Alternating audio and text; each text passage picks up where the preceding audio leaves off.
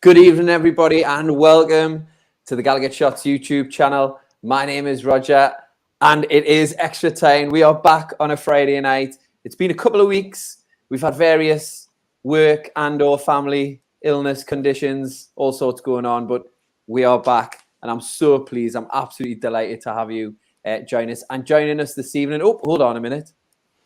Hold on, Laura. Sorry. There we go. I feel better now.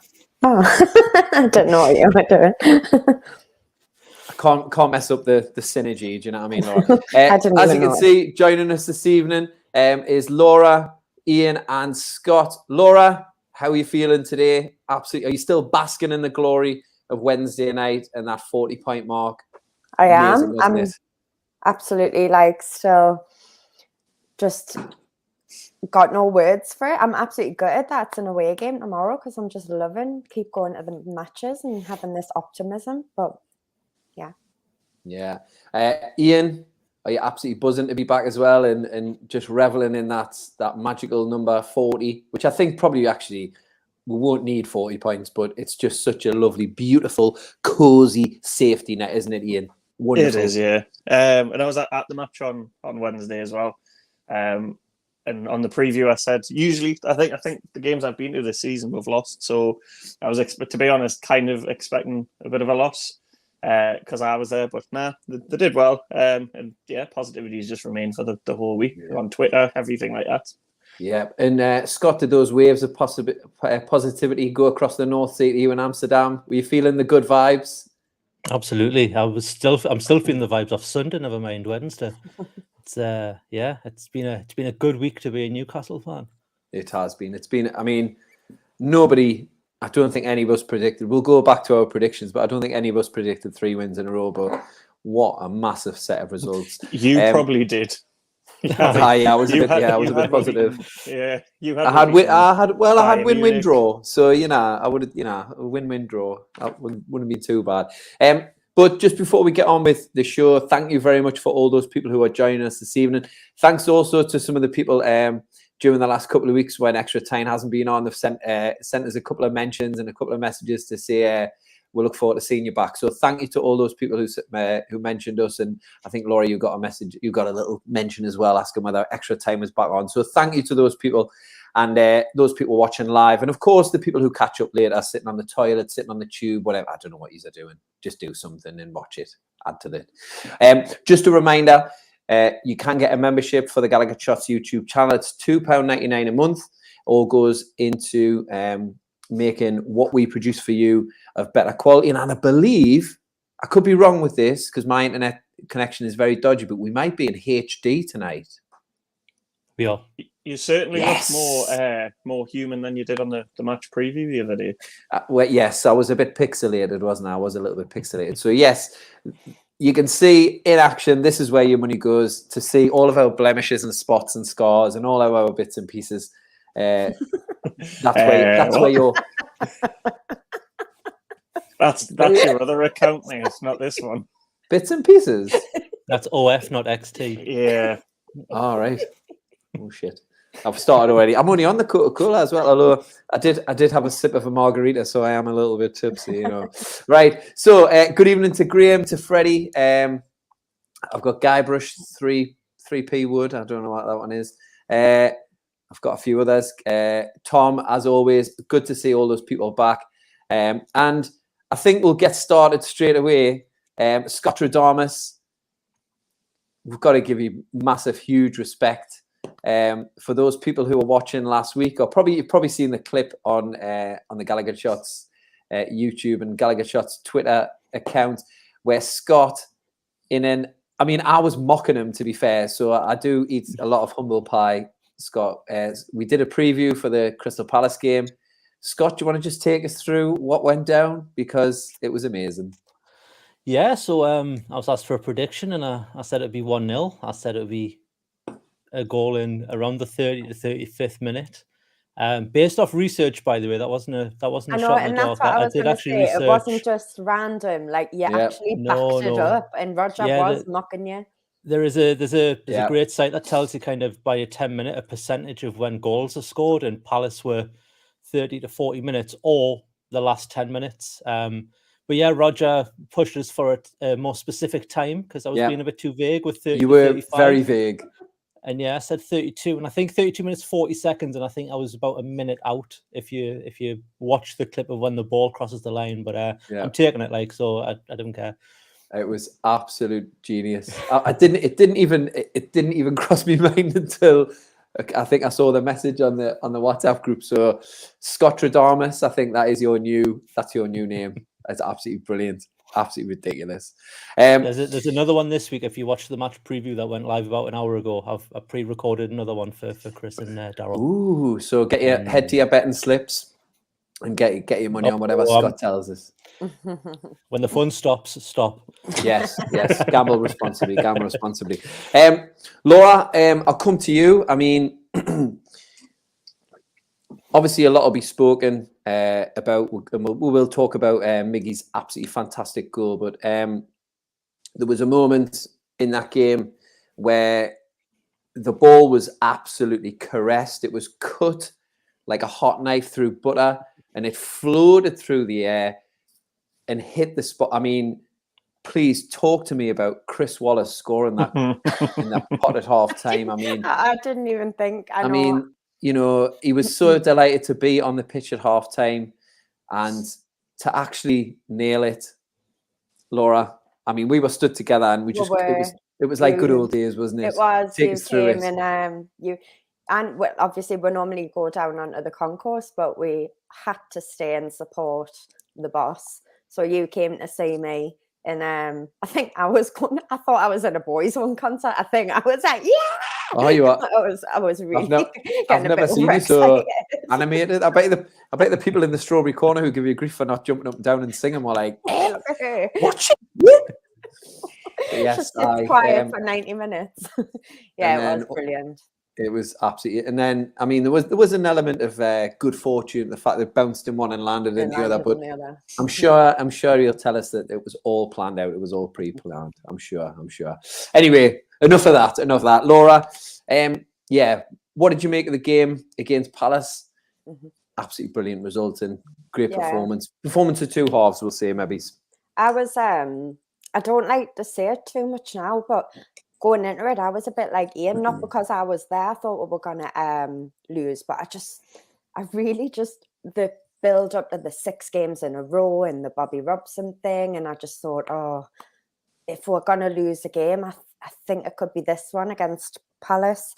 But the first half was brilliant. I thought we were really good. Obviously, that pass by Bruno and Miggy's composure and strength, which we don't often see from Miggy. Like, yes, we know he's got the speed and we know he can run fast, but I don't know who it was, but to keep off that guy. Mitchell, the fullback. And then the finish was just like totally un-Miggy. Like, couldn't believe it. It was, but then the second half, I thought, obviously Miggy and Bruno are going to get a lot of praise, but I thought second half we were very disciplined. It was more Palace.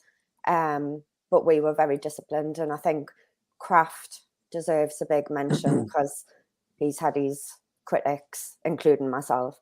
But he's stepped up, hasn't he? And I haven't been on for a few weeks, so I know you have chatted about it, but I just want to give some praise to Kraft for stepping up in Trippier's absence. Yeah, Scott, coming on from just what Laura was saying about Emil Kraft. Palace, obviously, one of their big threats is Zaha.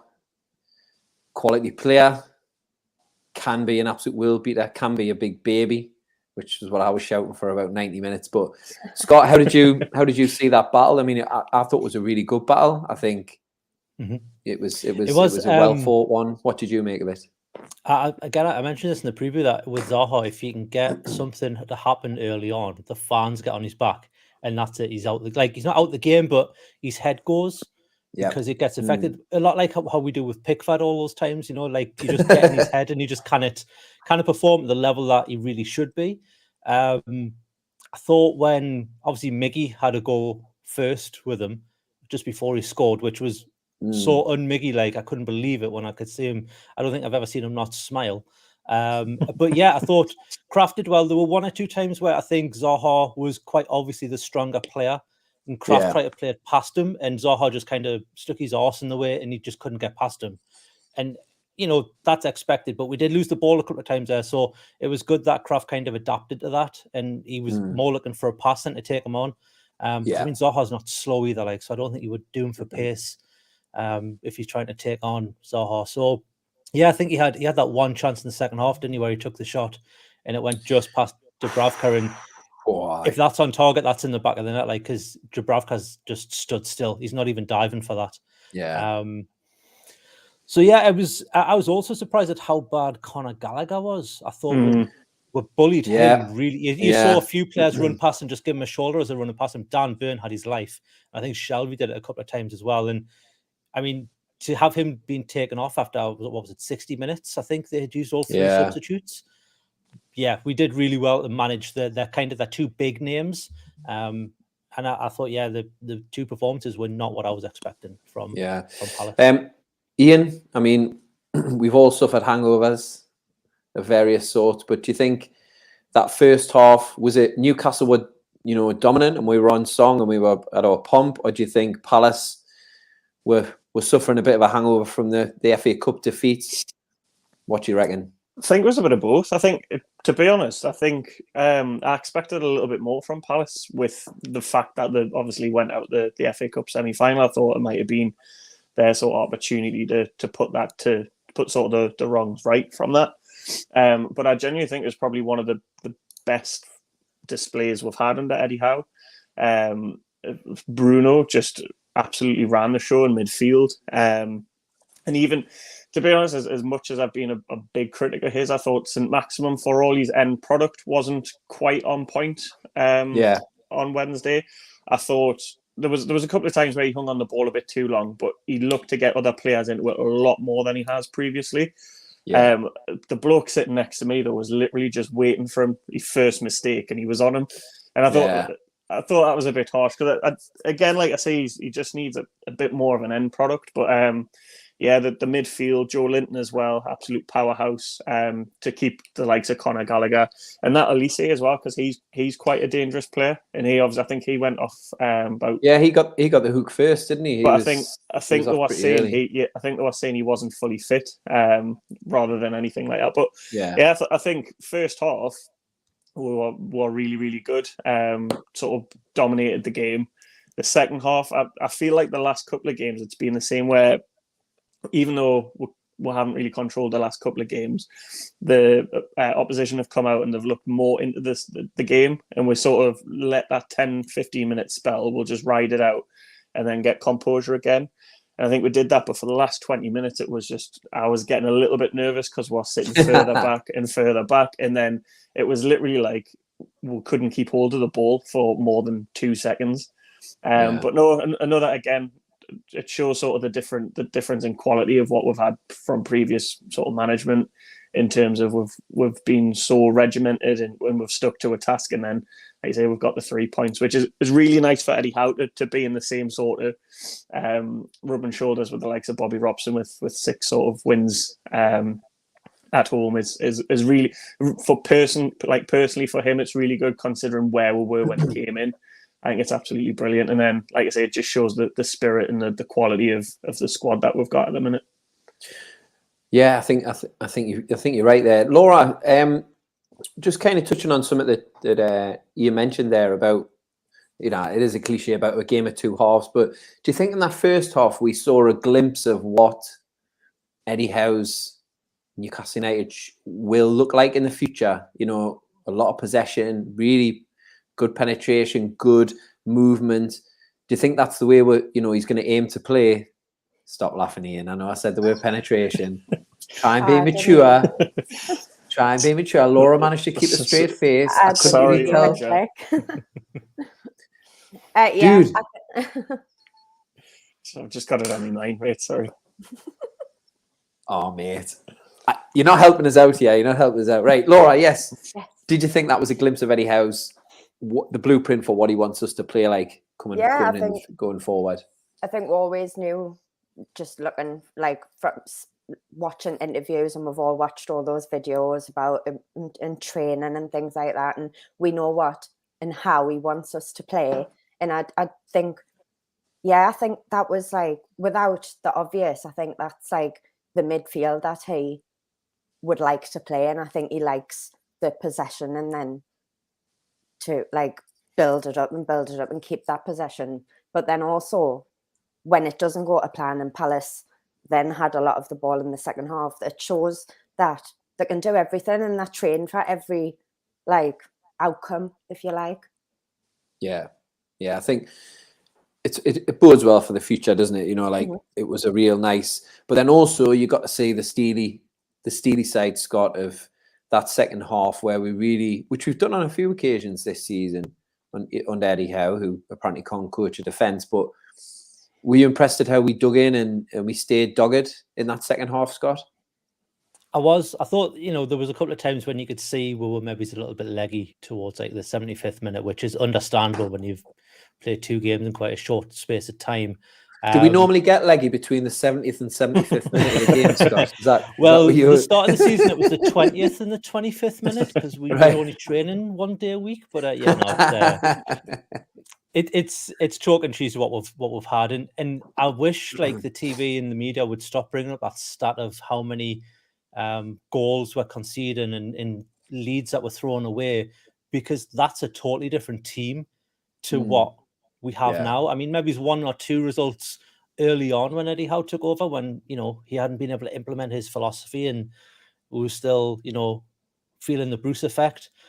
Maybe he's, you know, would be relevant, but I think they need to scrap. I mean, it is still a valid stat, obviously, because it's this season, but it's a completely different team. And I thought we're really, you know, you watch these games usually and you think we need a second goal quick.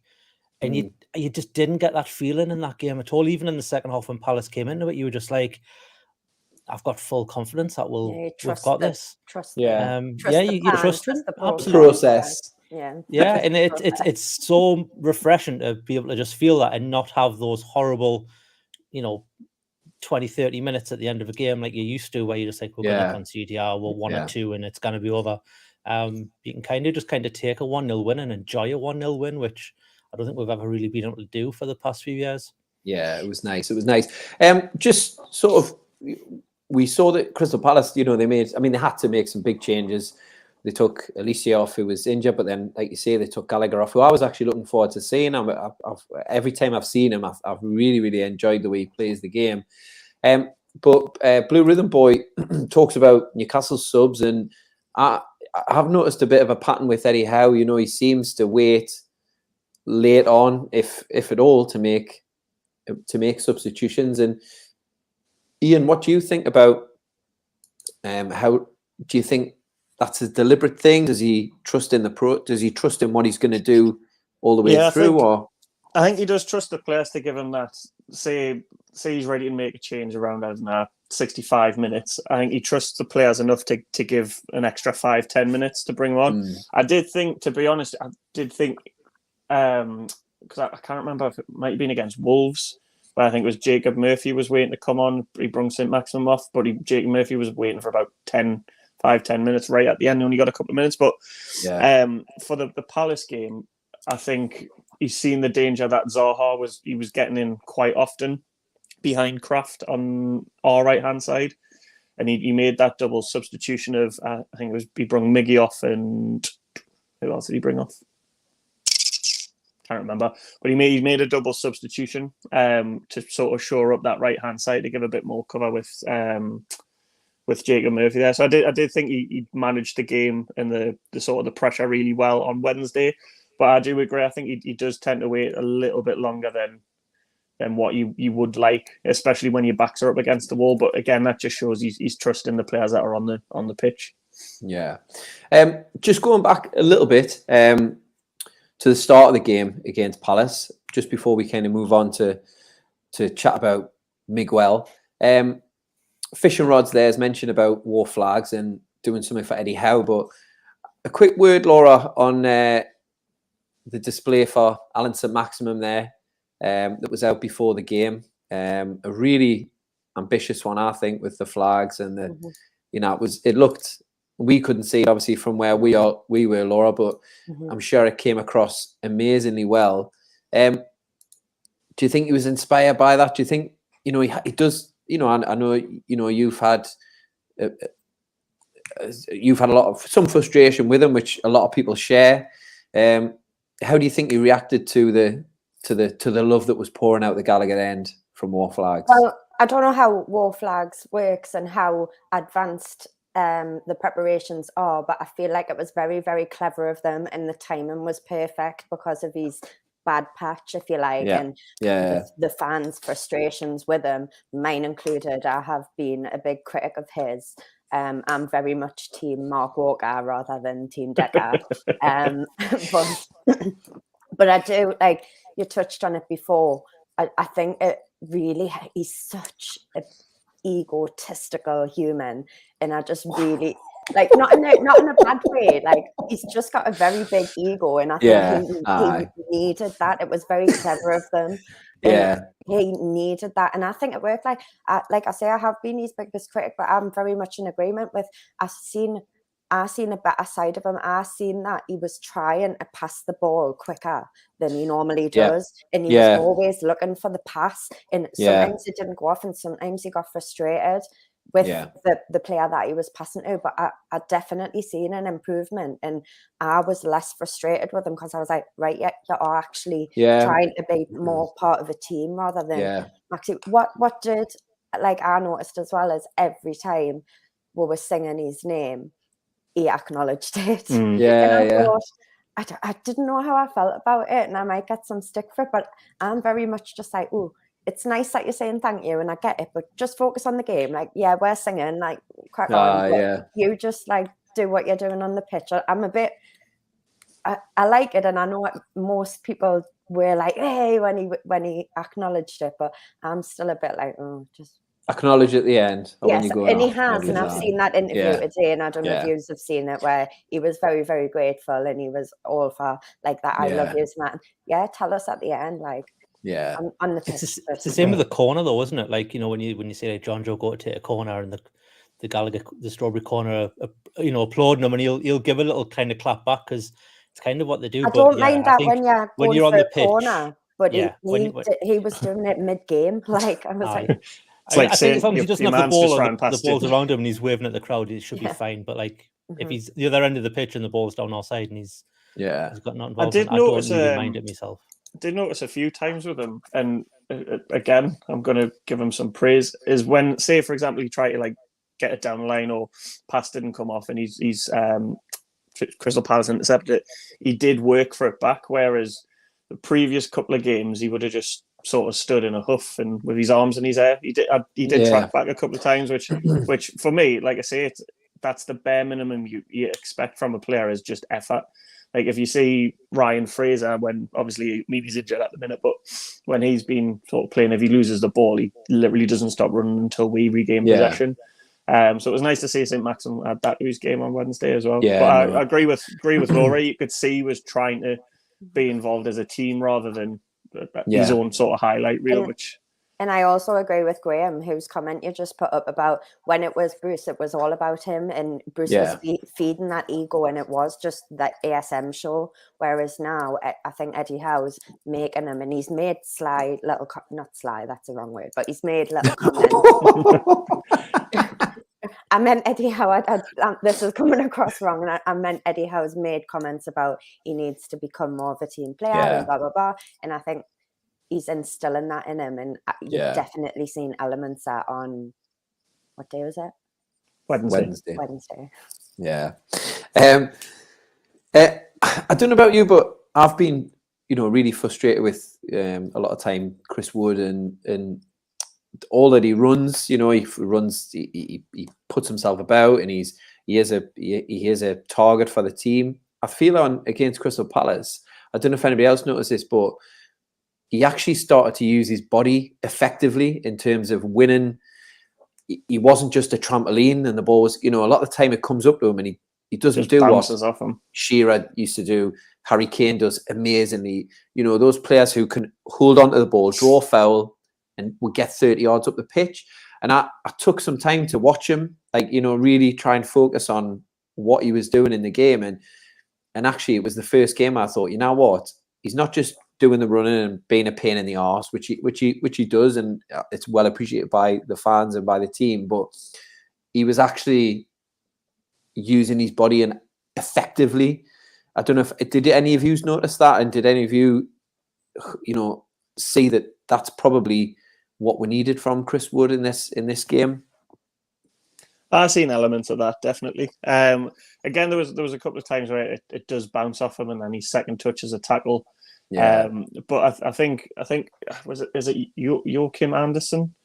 I think he started grumpy pants. He started what I can't remember if Anderson got booked, but he started winding him up and using sort of his. I mean, because he's a big lad. He's 6 foot odd, 6'4", something, big lad. He needs to use his frame a little bit more. And I think he did do that, particularly in the second half. You just need to add more goals to his game. He's graft for a man, like I say, for a player his size. He literally closes down as if he's trying to get on the end of a through ball. Like, that's how much intensity he presses with. Which, again, like you say, for the fans, particularly where we are, we like to see that effort. It's just he's a striker. He needs to add more goals for me. But definite improvement in terms of using his physicality. Yeah. Well, I suppose leaning into that element of physicality and giving more to this team. I think it's probably, we're 26 minutes in, so we probably should have mentioned Miggy by now. He's come in for Ryan Fraser in I think it was the Wolves game when Fraser went off, or was it the Wolves? Yeah. And he performed really well. There's been a lot of traffic about him not scoring for 38 games, not having an assist. But Laura, our beautiful little Paraguayan, this is the mid. I mean, he's got some gurn on his face there. I've seen some gurns like that in the Bellevue on a Sunday. I've seen a few like that. Looks like he's been at V Festival for 3 days straight and not had any sleep. But Laura, I know I mentioned the goal before and obviously the beautiful pass from Bruno, but what did you make of Miggy's all-round contribution to that game? And obviously the goal. I mean, we were at the other end from it, so it's difficult to kind of see exactly what happened in terms of how brilliant it was. But a word for Miggy, Laura. One word, brilliant. No, like you say, it is hard to say from where we were, but I just remember turning around to Stephen and my dad and going, was that Miggy? Like, did Miggy just do that? Like, it just was so not like unlike what we've seen from him, because he has all, like I said before, he has all the running, he has all the work ethic, all that. He has the smile, he has the intensity, the pace, but he often doesn't have the finish. Well, of course he doesn't. The stats and the numbers show, but I just thought his performances since he's came in for Fraser have been like really, really good, and he has stepped up and he is playing for like his future, if you like what we've said about a lot of them are trying to step up because they know there's going to be a lot of changes in summer. I wish you hadn't come to me first, because I feel like I'm going to put a downer on it, because I'm very much like last year. I was very much, I love Miggy, his smile, he's dead canny, bless him, the sentimental value of it. But now that we're in the position we are, and we are looking to improve, and we've got an end goal, if you like, and we've got some hope and some optimism, I feel like we need to stop being as sentimental. And I think it was Decker either last week or the week before was talking about, yes, he's had a couple, I don't even know if he was talking about Miggy, but he said something that like resonated with us. He said, yes, there's been a couple of good performances, but do that 10 games in a row and then yes, great, then come back. And we can talk about, you've got to keep him. He's only had 3 good performances, and credit where credit's due. He did great, and he got without those 3 points, and those 3 points have essentially led to the 40 points that mean you're safe. But in the long-term future, for what we're looking to do, I don't think he's good enough. And he isn't good enough. I think everyone could agree on that. I don't think there'd be many people that said he was good enough. But and I think someone's just said ruthless. And I think now that we are so rich and looking so ambitious, you do have to be ruthless. And yes, fine as a backup maybe for next season, because next season's not going to be the season, but not as long term. I might go on about my Roger. I might go on about my theory for next season later on if we've got time at the end. Oh, I forgot about your theory. There for the taking. Scott, we've touched on Miggy there, but there was another, absolutely outstanding performance on that pitch on Wednesday night. It's an absolute dream for any young boy growing up under the lights. But a word for Yassir and his amazing skills on the pitch. Is this guy? Is he the future? Is this if the man can do a rainbow flick wearing brogues, like what we're going to do when he gets some boots on? Did you like that little bit of interaction at the end of the game with one of the Reuben brothers and I think Amanda with her high heels on? I did. I thought, what a performance. You could look at it one way and be like, oh, it's, boys cynical and toys sort of thing. You know what I mean? Like it's my pitch, I'm going to play on it sort of thing. But no, I think it was all done in great intentions and it came over that way. And I think, you could just see the bond that they've all got. Like, because, you think like, Merdad and Jamie Reuben, where Jamie Reuben megs him at the beginning of I don't know if you've seen the full clip, but Jamie Reuben nutmegs Merdad straight away.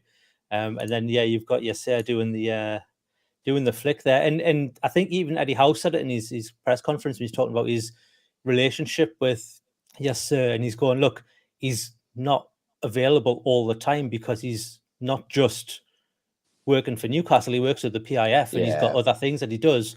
But when we do talk, it's a very personal relationship that we have. And it's something that we do a lot. And you can see it with Jamie and Merdad as well, that they also obviously have a great relationship with him, because I don't think I've ever seen the bloke not smile. He's got a smile bigger than Miggy, which is saying something. And then you've got Amanda Staley there with her high heels on, saying, "I'm going to ruin the pitch." Obviously thinking about that. But I just think she did them a favour. You didn't have to do, There's Miggy's smile for you, Scott. Just well we mentioned it. Aye. Yeah, she was just doing a bit of pitch maintenance for the groundsman before they had to get on themselves. But yeah, I thought it was class. I don't think maybe the Maybes wanted it to get out, and I don't think it was something that they wanted to maybe everyone to know about. But there's press there; it's going to happen. Yeah. But then again, you think of Amanda Staley, and she is a bit of a PR wizard, so maybe it was all intentional, and it was all to make that kind of family feeling come through. If you're being a bit cynical. Iain, I don't know if you saw the Howe press conference today. They did ask him a question about these pictures that have appeared from the changing rooms of the squad getting together. The latest one was, the Reubens were in there. We've got Yassir, we've got Merdad, Callum Wilson's in the background as always. And he said in sandals as well. Yeah, he said that he didn't actually, whether this is true or not, we don't know, but he didn't intend for these pictures to get out, but they find their way out. And do you think these are just easy wins that the club are thinking a lot more smartly about how they communicate and the kind of goodwill that they build up with the fans? I think there's an element of that. I think, because I'm sure someone would have said that he did it with Bournemouth, like when Bournemouth won games as well. Yeah. I just feel that his sort of vision and how he approaches it, he's trying to build a culture, a winning culture, and trying to breed success and little things like that. Like, the whole fan base now after a win is waiting for those photos. Yeah. So it obviously links the sort of interaction with the fans. But I do feel like when you look at that, and then even when the players look back, they'll think like, how good of a time was that off winning? Yeah. Like, they'll not look at that and go, oh, like, we've just won a game of football, on to the next one. They'll remember the feeling of how good it is, particularly where we've come from as well. And then that'll just, like I say, put fire in the belly to keep doing that. Because no one likes losing. So, like I say, I do think there's a lot to do with the psychology and the like I say, the culture that he's trying to create. And it's absolutely mint how much other teams' fans fume at it. Like, Salty. Oh, you've only beat Leicester. Oh, you've only beat Wolves. Right, and it's mint. Like, yeah. would you want to lose these games? Or is that what the crack is? It's so they're 11th. I can't remember which journalist it was, but he like had a sly dig where it was like, oh, he looked at his notes and it was 11th, but then there was so many fans like quoted like statistics of where we were and where we would be and stuff like that, to shut them up. But I absolutely love how salty other teams' fans are with it as well. So long may it continue. Yes, long may that continue. Laura, just kind of moving away from the game and against Palace and the events on that evening. We've recently, obviously, we're getting the transfer speculation, and our main man in midfield, our Bruno, there with these pictures with these two pooches. Apparently, he's been linked with Real Madrid today. Yes, they've apparently shown an interest in rebuilding their midfield. So we've already had a couple of quotes. Graham, 500 million for Bruno. No. Dan, 500 million plus Casemiro as a replacement. Laura, is this the beginning of silly season? Yes. And I knew we're just new, and it's going to happen, and it's going to continue to happen forever now, or for however long we remain rich. It's just going to be a case of we're going to be linked with everyone. Everyone's going to want to take our players. Like anytime someone has a good game, they're going to want to take him, and it is just going to. Like, I am just going to switch off from it all. Like, I hadn't even heard the Bruno of Madrid. I am just completely switched off until the sign or the goal or the leave or the come or whatever. Because I'm just, if it will drive ourselves insane if we believe every little thing and we get carried away and we say who we want, and then it'll go back to, oh, well, we're getting Unai Emery. Oh, shit, we're not getting Unai Emery. And then it'll go, oh, we're getting... in January, how annoying it was and frustrated people were getting when we weren't signing people straight away, and we were linked with every single person going, and it's now going to be even worse in the summer now that it's like you're staying up, staying up, the big one, getting ready. I think just on being linked with players, I think from the day that we got taken over up till the start of the transfer window in January. I think NUFC.com do like a feature where there's like the rumours. And one day I was bored, and I think there was it was close to 190 players in the space of 2.5 months I had been linked with. Like not even the same player, like different 190 players.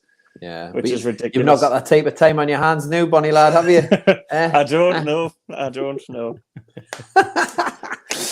Just before we...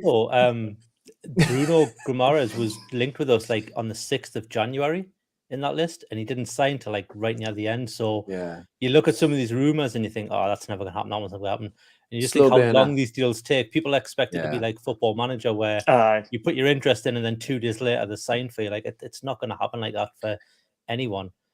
Speaking of which, Scott, what episode are you up to on Football Manager on your epic journey as Newcastle United manager? Episode 10 was last week. I didn't do one this week because there's been matches and videos and everything else and work night out. I was on a boat down the Amsterdam canals last night. Yes. So wasn't able to do much else. But I'll probably record it this weekend. It'll be the last episode of this season. The last 2 games of the season. We've got Leicester because of our FA Cup run. It got postponed. So the Leicester game, and then obviously Burnley, and we're not safe yet either. So. It's interesting. It's going to be not as good as Eddie Howe. You're not as good as Eddie Howe. I did win the FA Cup, so give us that. But fair enough. In a seamless link, then, just before, I've said this about 3 times, but just before we move on, a word on Mr. Eddie Howe, and ably helped by the always tanned, always absolutely fit as a butcher's dog, Tyndall. Laura. Was it satisfying to see Eddie Howe make a little bit of history in equaling Sir Bobby Robson's record from 2004 of 6 home wins in a row? Yes, he's been amazing, hasn't he? He has, totally unexpected. Like I say, going into the game, I thought that was a bad omen, if I'm honest. Like I thought, but not pressure for him. I don't think he would have thought about it, but I don't think it would have been like top of his list or anything, and it would have been in the forefront of his mind at all. But I was just so happy for him, because now he's like, whatever happens, he's been absolutely brilliant. Whatever happens next season, like at least he's got that 6 wins in a row that'll then have to be beaten again. Like, do you know what I mean? There's like something there for him and it shows how brilliant he is, and he'll always. I feel like I'm like saying goodbye to him, but I'm not. Like, he'll always be remembered now. Like, do you know? Are we having a Stephen Gately funeral moment? Yeah. Not yet, no. No, right. Thank God for that. I think she needs a few more sherbets before she gets to that stage. Jesus. Ian, before Laura starts crying, please help us out here. A word on Sir Eddie Howe, as Graham Richardson would call him. I just think he's done absolutely amazing. I think there was one of the extra times we did where we're on about in terms of the place that we were in, and the likes of Keegan came in, how he transformed the club. Robson came in, and although I'm not saying he's as good of a manager as those, because they are legends, he is in the same vein where he gets. We don't know yet, do we? Wait, this is true. His journey. He just gets the club. He gets not just the club, but the city, the fans. And it's a case of when he came in, where we were, and if I mean, like you say, no clubs ever lost. Not won in the first 14 games and stayed up. So you were thinking, if by some miracle we were managed to do that, you would be scraping 16th, 17th. We're now looking to finish in the top half, which for me is just absolutely mind blowing. Like, we're not just scraped safety, we're like trying to cut like teams that we've given basically 14 games head start on, and we're overtaking them now and looking definitely up rather than down. So that is crazy when you say that. Like, 14 games head start, everybody got, like, we didn't win, and amazing. Absolutely mental. I'm very, very excited about the future, and obviously now that we're, like you said, it's not mathematically, but it's pretty much a guarantee we're safe. Looking at the players that are going to come in the summer and how next season's going to go, it's a really exciting time. Yeah, I think it's just so much to look forward to. It's not even. I can't put my brain there yet, because it's going to be like Willy Wonka's chocolate factory. It's going to be absolutely ridiculous. Do you know what I mean? Going to have Augustus Gloop just licking chocolate everywhere. It's just going to be amazing. Cannot wait. So I'm just going to very quickly go to our running predictions so far, because I said I would, and I have a habit of doing stuff and then not saying. And then actually, I'm going to ask Scott a question, but don't stand up, Scott, yet, because we've had a few comments about your shirt, but don't stand up yet. So up to the Palace game. Put some pants on first. Yeah, put some pants on. Yeah, he is in freaky well. He's in freaky diggy Dutch, you know. So Ian, you had a loss at Spurs, a draw against Wolves, and then 2 wins. So you were almost there. Laura, I think you went with. Oh no, Scott, you went with a draw against Wolves, draw against Leicester, and a draw against. I think you went 3 draws in that game. So Scott Radamus maybe's missed the mark on that one. Maybe you weren't having a good day. Crystal ball hadn't been delivered from Amazon yet, so I was off the beat. And then I went win draw against these 3 games, and then Laura, you went win draw win. So we're pretty close, you know. Maybe we could get a job in punditry. I have enjoyed seeing some of the videos of the pundits being proved wrong, like Sherwood and Carlton Palmer as well. Palmer was the other one. That was the one from TalkSport where the fans is it Jason before Cundy? We get taken over, and they go, "What do you want?" And he's like, "I want investment in the youth team and Eddie Howe," and they're just laughing his face. And it's just like, how are you still on air? Like, how are you still in a job when you do that to a fan? First of all, it's horrible. But secondly, you can't be any incorrect. That was good English. I think we've got a clip for this week. Get it. It's the can't be any wronger. That's the Dutch people messing with my head. Been out of the country for 5 years. But I think going back as well, what Iain was saying about 14 game head start, there was something posted on. I think it was on the Reddit page. So this is going a bit deep on the internet. But if the season had started when Eddie Howe took over, would be sitting in third place. Yeah. Could you imagine being 15 games into the league and we're in second place? Third place would be buzzing. Wow. We're buzzing anyway, but it'd be even worse. Yeah. It would be class. So next season's going to be real fun. So Yeah, Roger's man. prediction, really, when you look at it that way, isn't too crazy. Shall I do my prediction now? Might as well. Go on, I'll give you a segue to it. There you go. Thank you very much. So, I did the preview with Chris, Iain, and Scott. Was us? Yeah, it was us four, wasn't it? And I wasn't quite ready to commit it to air, but now the game's over and we've won 3 games in a row. I'm now ready, right? Like Brian Adams said, I'm ready. So, I think it is not unrealistic for us to aim for 4th next season. He's changed his tune already, hasn't he, Scott? No, we could finish 4th, right? Off air last time. We're finishing 4th is what your words were. All right, we're finishing 4th, right? Well, all right, we'll finish 4th. But are we any worse now than what West Ham were? And they've been in the running for 4th. I know they've dropped off a little bit now. If Callum Wilson can stay fit, we are going to sign at least 4 top quality players in the summer, right? If you look at the strides that the team has taken under Eddie Howe, bang average players craft awful for this entire time he's played for Newcastle United. All of a sudden now he's putting in 7 out of 10 performances every single craft foo. I like that. And we get to this part of the season and teams are falling over themselves not to finish in 4th. Like Spurs had it and then they have lost it. Arsenal keep flirting with it and then they don't want it. And people are mentioning teams like West Ham until we put them to the sword. Like Wolves were mentioned as, they could be pushing. So for me, you don't know where Chelsea are going to be next season. Man City and Liverpool are miles away. Like that's a given. Man United are going to be in transition again, right? We've got Trippier as well. Thank you, Fishing Rods. I don't know if he's commenting on what I'm talking about, but I'm just going to take it anyway.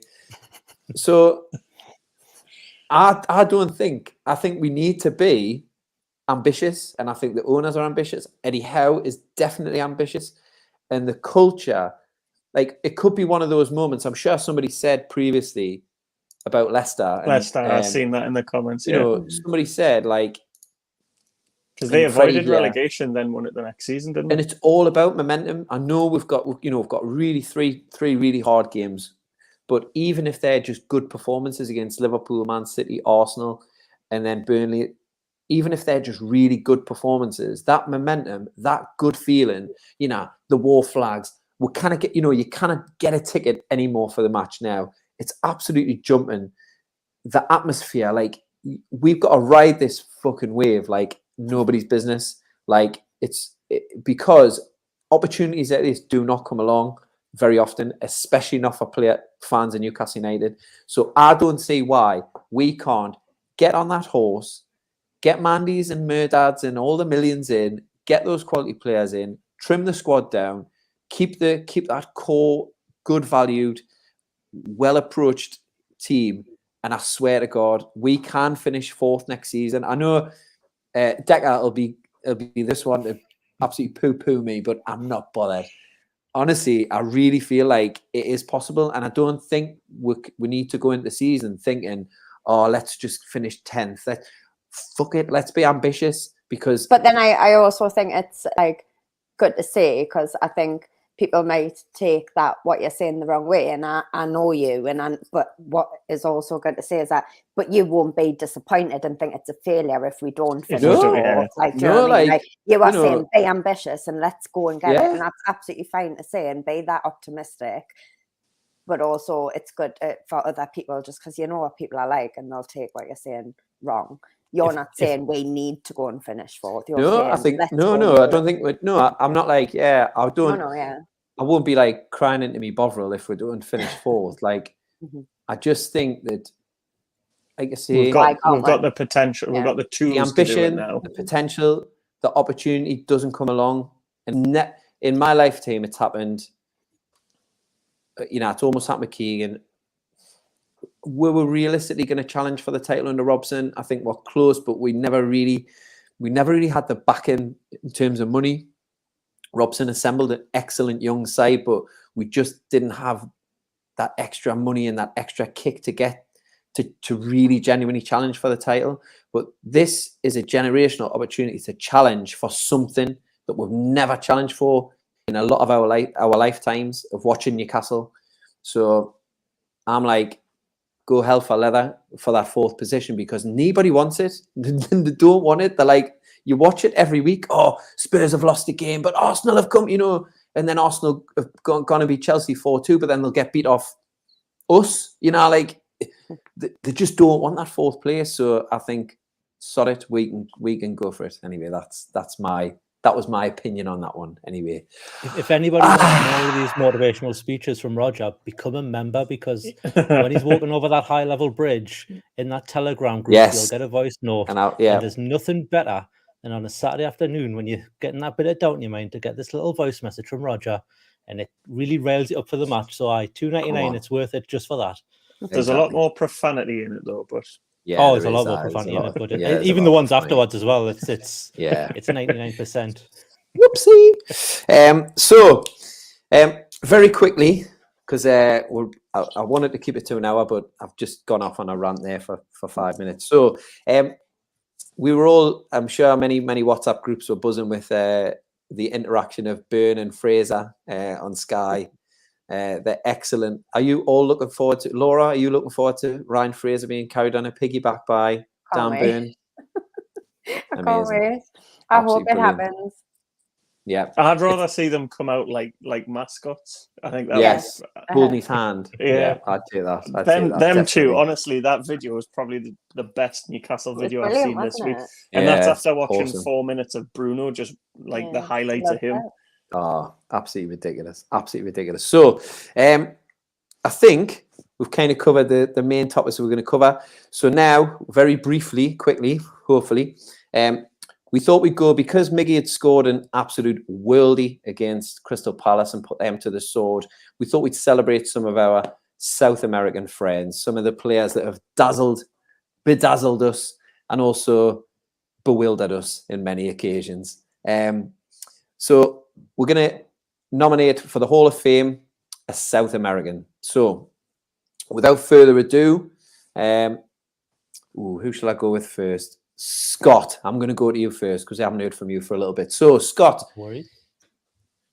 who is your nomination for your South? Actually, hold on. Before we get started, I always get told off for not mentioning certain players. So, honourable mentions. Scott, have you got an honourable mention that springs to your mind straight away? I know, was it you that put on one just before we came on? The list now. I need to go back to the I've list. got one. Go on, Laura. Give us an honourable mention. Kennedy. Oh yeah, honourable mention though. Yeah, first time. First time, yes. Second time, not so much. Love him. Yeah, you had a real, you had a real thing for him. I remember, Laura. I'm going to go quite embarrassing at times.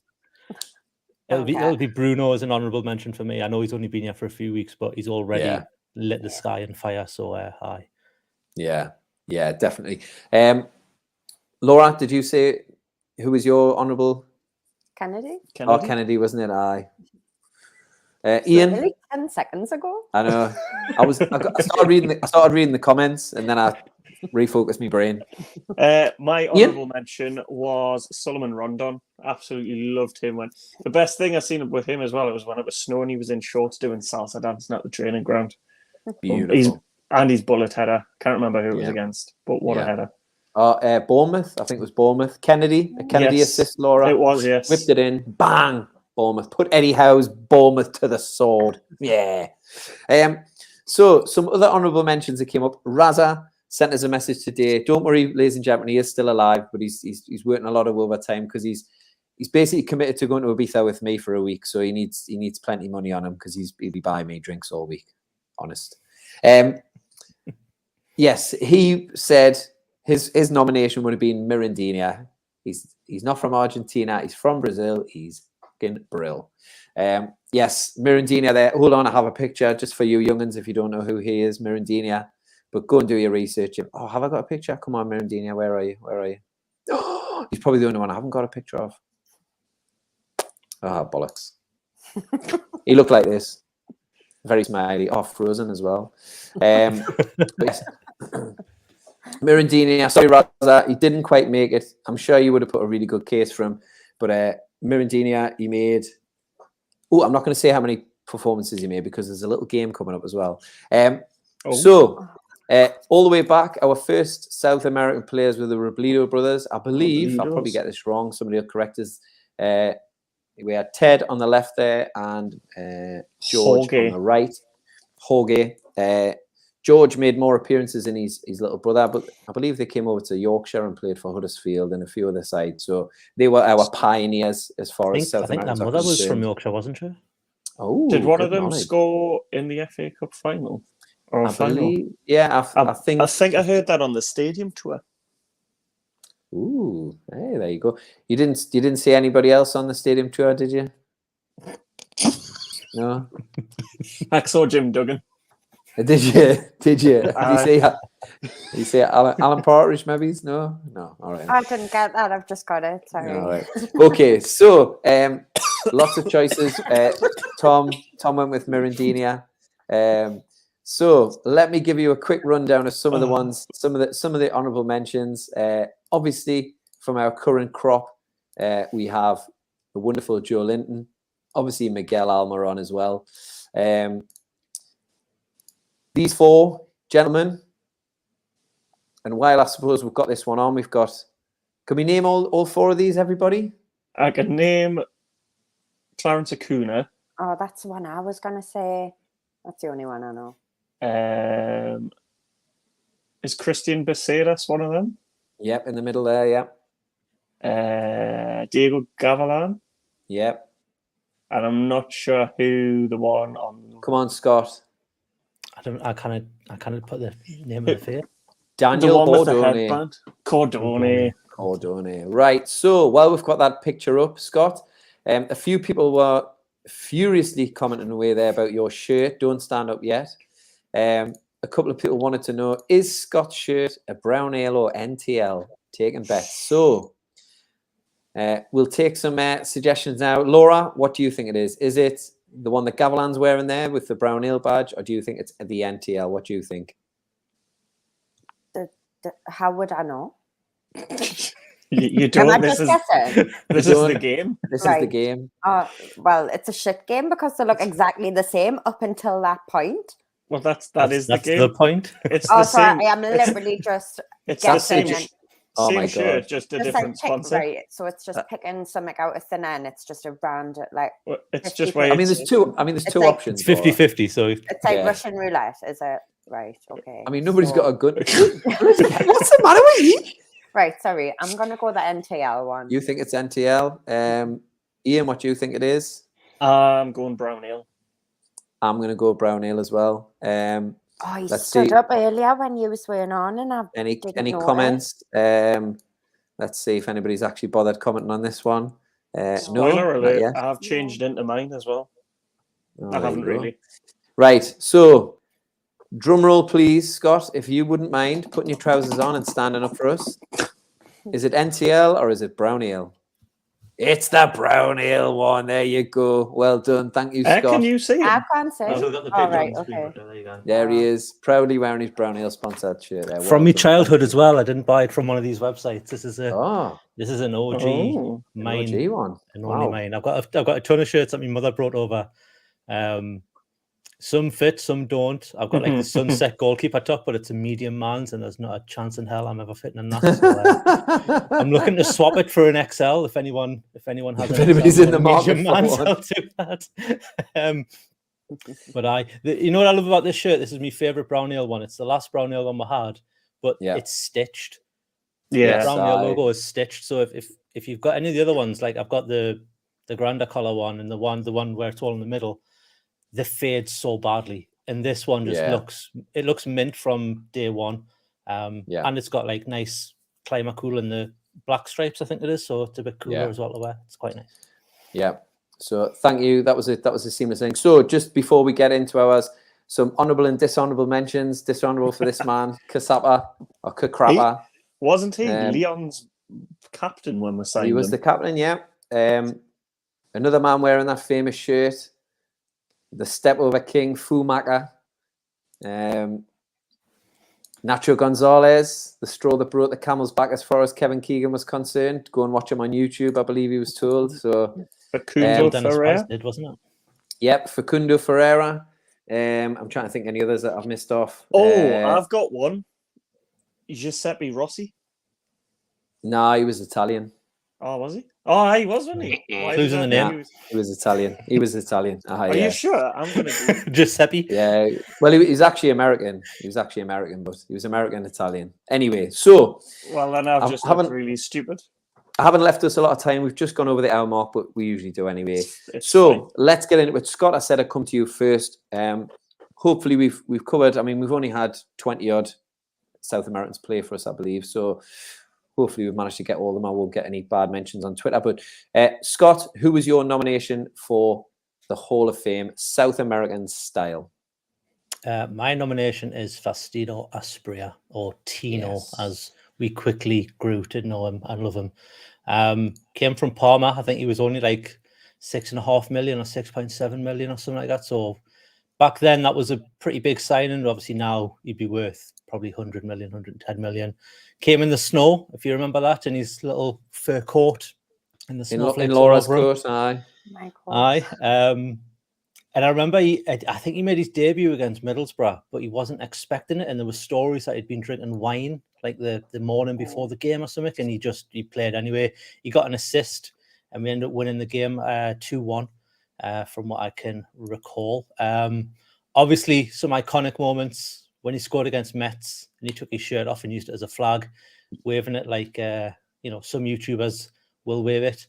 And obviously, his hat-trick against Barcelona, which I don't think anybody can argue was probably one of our greatest moments in the Champions League.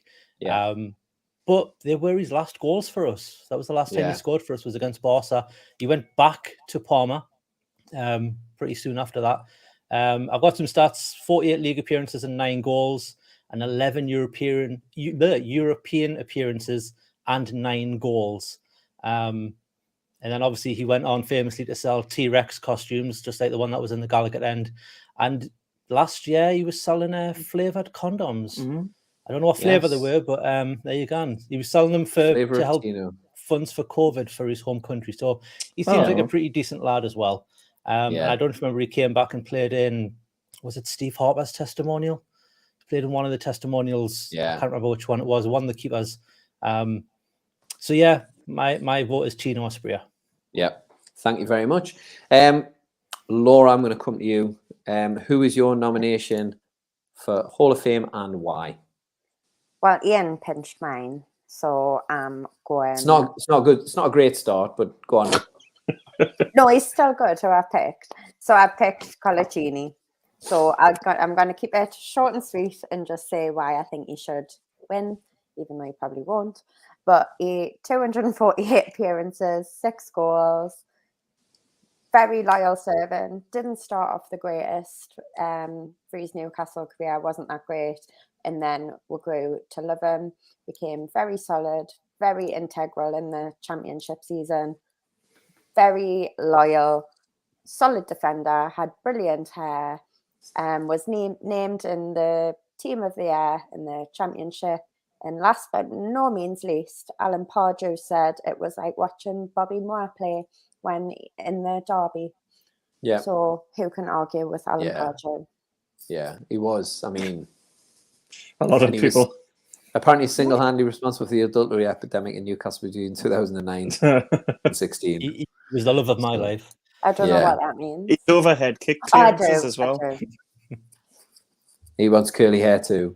Yeah. I think we can all agree on Colaccini. You know, in the modern version, modern history, Newcastle United, it with many low times. I think, he had 3 or 4 really good seasons for Newcastle. So I think Laura, he's in very good company. He's in very good company and definitely worth a mention for the Hall of Fame. I'm going to go next, Iain. So I'm going to leave you to last, if you don't mind. And my nomination is my favourite Newcastle player of all time. And it is Mr. Norberto Solano. I try and mention him on every single episode that we do. Sometimes it's harder than other times, but today it was quite easy. He's quite simply one of the best players I've ever seen play for Newcastle. You know, we've had, you know, Yashiras and Janolas, and, you know, we've had some absolutely outstanding players who've really stole the headlines. But for me, Nobby Solano, he had flair, he was dogged, he was tough, a lot harder than, you know, people would maybe outside of Newcastle would say. You know, you never saw him shirk anything. He always gave 100% for the shirt. But above and beyond being 100%, he had quality, assists, goals, free kicks, set pieces. You know, Shearer thoroughly enjoyed playing alongside him because he was so selfless. In a era now where you have celebrity wingers and celebrity forwards, the numbers just don't compare to Nobby Solano, and their attitude doesn't compare. Nobby Solano fell out with Bobby Robson and he left, and I was absolutely devastated when he left. But then he came back under, I'm going to say under, it might have been Souness or it might have been Rhoda. I can't quite remember. It was Rhoda. I but think when I he remember came back, him gold. he was never particularly quick, but he had that thing like Beckham did where he didn't need to be quick because his delivery was so accurate and so quick that it didn't matter if he wasn't that quick. But when he came back the second time, he ended up playing a bit of a right back position, and he played different areas on that right side, all with excellent execution. So for me, he's a massively underrated player in general. I don't think among Newcastle fans of a certain era like myself, but I just think he was just, everything he did was quality. And he could play the trumpet, and he could dance as well. Our last dance with him apparently in the Cooperage once, and then, you know, she was won over from then on. So he is mine, and his wedding was filmed and shown live on Peruvian television. Now, if that isn't enough to get you in the Hall of Fame, I don't know what is. So my nomination, I'm sure I've missed loads of stuff out, but, you know, he's just, and he's so lush as well. I just love him. Oh, I just love him. So anyway, my favourite was Norberto Solano. So please vote for him when it goes live on Toon Polls. Iain, you're going to close us off with another player who is a legend, definitely at the club. So take it away, Iain. Who is your nomination for the Hall of Fame, please? Mine is Jonas Spider-Man Gutierrez. Absolutely loved him. Not so much when he first signed. I feel he was more like a parody where you were just sort of waiting for him to score when he had his Spider-Man mask. Loved that. But then especially when Jose Enrique came in, I just have really good memories, especially in the Championship, of them two tearing down the left-hand side. Scored a couple of decent goals against, I believe it was Wolves. I can't remember if it was in the same game or in the same season, but I remember him scoring a couple of good goals against Wolves. Yep. And then obviously going into sort of his last season with his battle with cancer, where he sort of dropped out for a little bit and then made his return and scored probably, I would say, arguably the most important goal in my era anyway, against West Ham, and kept up. And then just running straight to the director's box, obviously, to send a message to the current owner. But yeah, I absolutely love Jonas Gutierrez. Not so much a cult hero than an actual hero. Give his everything for the shirt, and for all he's not, his numbers weren't the best in terms of assists and goals. You could count on him to put 100% in, and as a Newcastle fan, particularly sort of through those days, effort was as good as, like I say, as good as the goals, as good as it got. So yeah, mine's definitely Jonas Gutierrez. And I think on the one of the Ryan Taylor podcasts that we've done, I think we were saying he's literally the most mental person ever. On a night out, I can't remember who it was, but he went up and just decided to uppercut someone's Rolex and smashed it, just because he was mental. Just for the crack. Just for the crack, yeah. But obviously as well, his interactions since he's left the club, he still obviously tweets out how much he loves the club, and hopefully we'll see a return to St. James's Park one day for Jonas. But yeah, he's definitely my shout. Yeah. I think, over the years we have had some absolutely brilliant players. So I think you've all given a very good account of your favourite South American. So we'll leave it up to two polls. So please get involved. We'll put the poll up as soon as I can after this production, and hopefully Nobby Solano comes out an absolute romp of a winner. But kudos to Scott. He was our last winner all those weeks ago when we did a full, our Hall of Fame, the full, and it was basically the entirety of Joe Kinnear's time at Newcastle United. So yeah, I was going to say tenure, but I was like, he wasn't in charge the whole time, but Jesus, who was at the end of the day. But yeah, so Scott, I'm sure you've had a couple so far. I think you have had a No, that was me. That was me first. That was me first. Was that your first? Well. I do think though this is probably the hardest week, because I would vote for Jonas, I would vote for Nobby, I'd vote for Colaccini, and I'd vote for Tino. I mean, it's nice of you to say that, but why don't we add all of the above and then we all win? Can you only do 4? I'm not one for participation. No, awards. You can only do 4, Laura. Winners or losers, that's it for me. Laura, you're still in the Easter holidays. We're not back at school yet, so just we have a winner, and it'll be the man playing a trumpet at the end, right? It's not over to the trumpet players. So I used to play the trumpet. Oh, save that for your date nights, man. Iain, how are you? I used to play the trumpet. I did. Which is play the trumpet. Originally, it was just to get out of like a couple of lessons, and then you ever seen the In-Betweeners where you got a briefcase? That's genuinely what I looked like, and I thought in high school, it's probably not the best look, which is why I probably haven't had the best of luck with girls until now. There's your clip, Roger. There's your clip. Until now. Scott, he's just got you totally off the hook there. By the way, he's just totally. You can come back every week. He's totally done you there. Right. So just before we finish, there's a bit of a game I'd like to play. It's called Juega Ben Twist Cartas. I thought the game was guessing Scott's shirt. Are we playing another game? No, this is another game. It's something about playing, because that's what Juega play means. Your cards right. So I've you can't see it on your screen, but I've got a random wheel on my screen. Okay, I've got a wheel of names, right?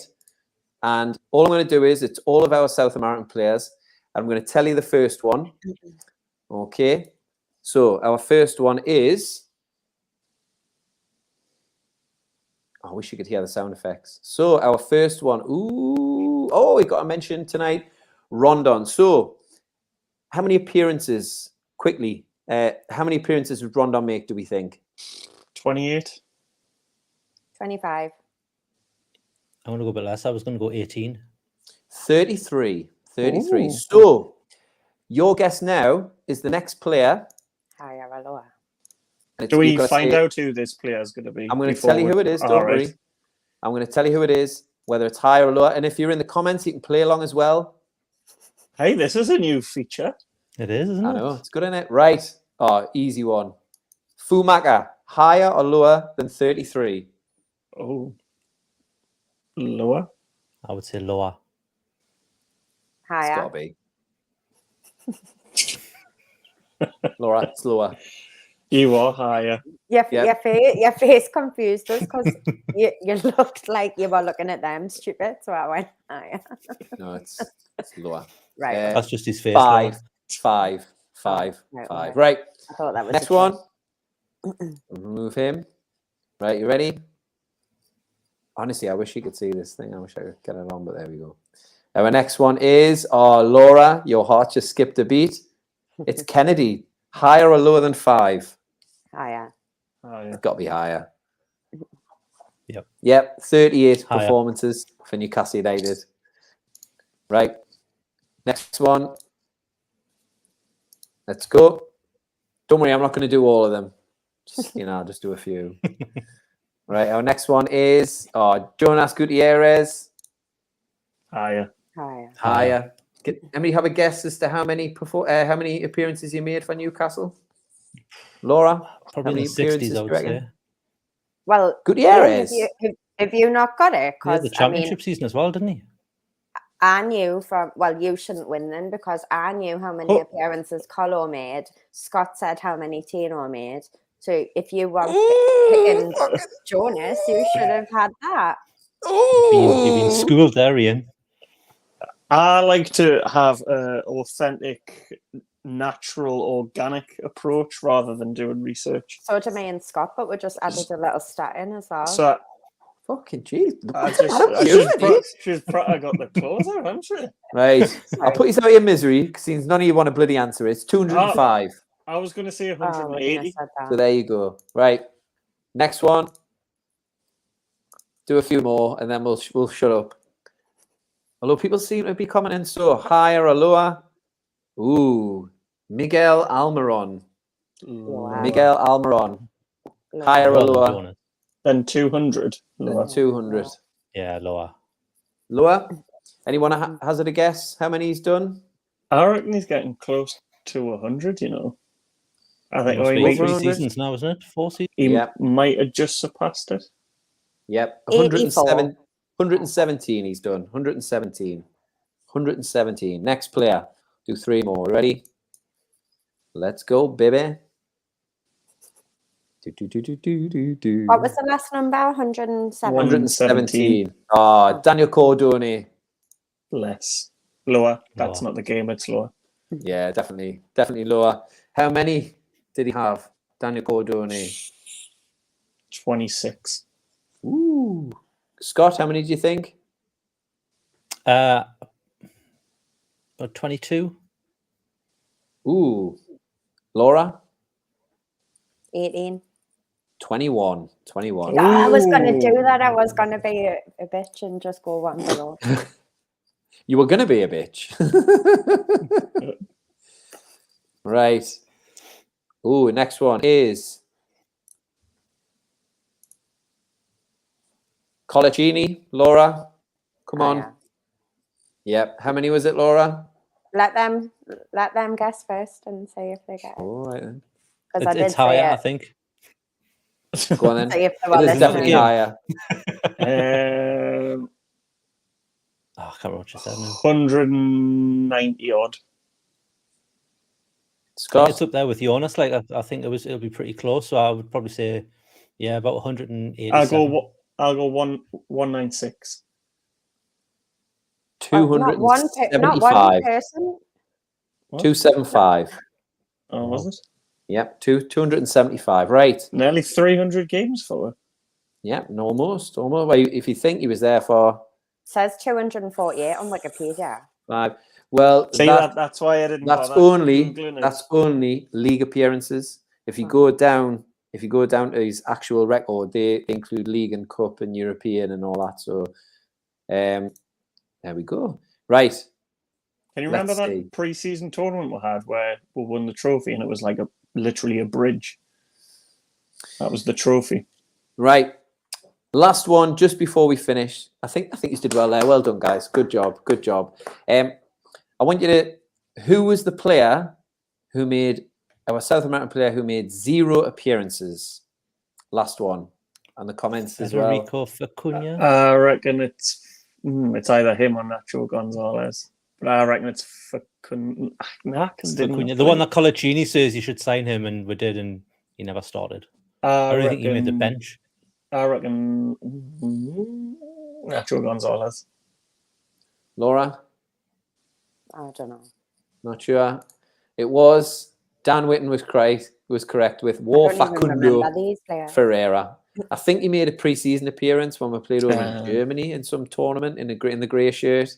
But it was Facundo Ferreira or whatever his bloody name was. Anyway, so Santiago thank Munoz you. as well. He hasn't played for us yet. Ooh, Well, that's true. Is he not Central American? Yes. Oh, is he? Yeah. Well, he's Mexico. Is Mexico part of South America? Central America. I thought it was South America, but I thought it was saying that. and he's not necessarily in the first team squad. It won't be North America because they won't be he talking scored about against Liverpool. illegals going into the country. Anyway, No, that's true. it's not a geography lesson. Right. So, thank you very much to those. That is the end of the game of Play Your Cards Right. I thought it was What was quite a good little game. what was the Spanish? Oh, Is he Juega Juega bien tus cartas.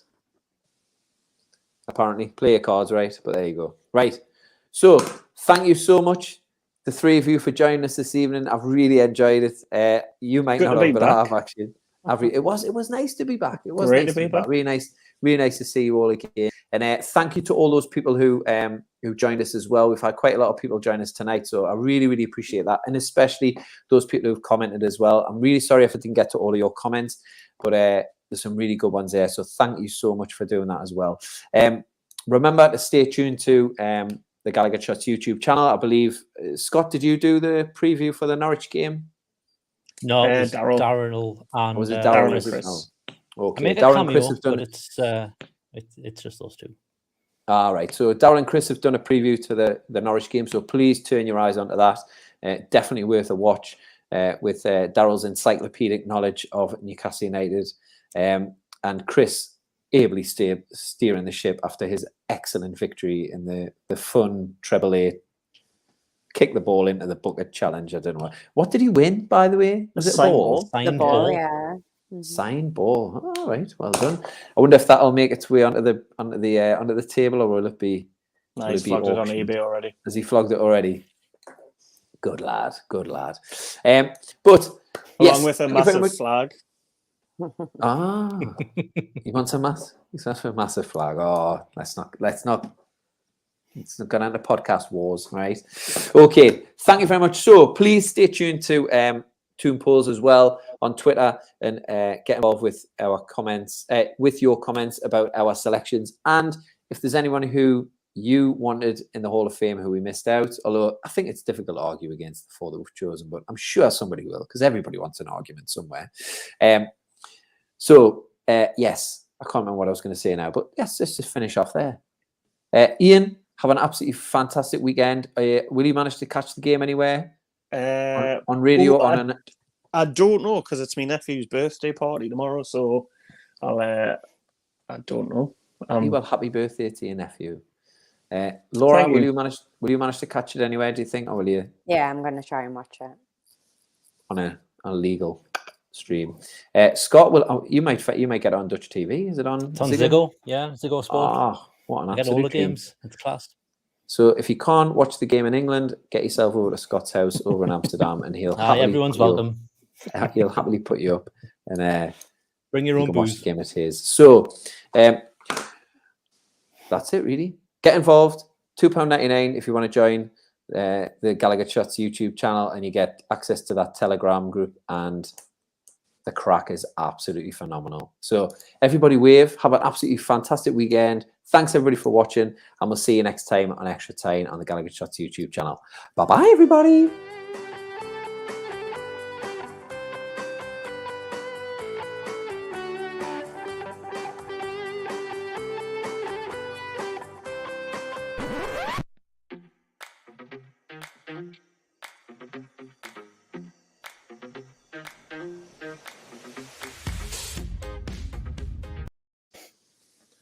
I've just noticed